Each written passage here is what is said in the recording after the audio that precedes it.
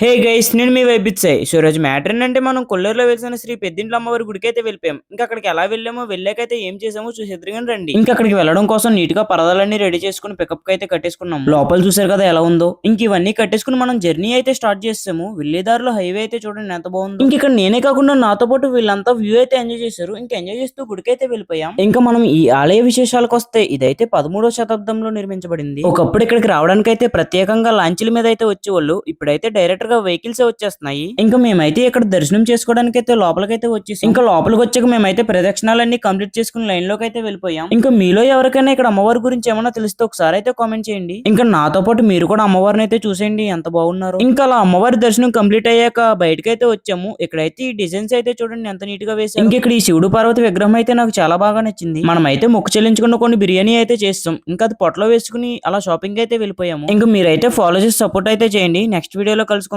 Bye guys.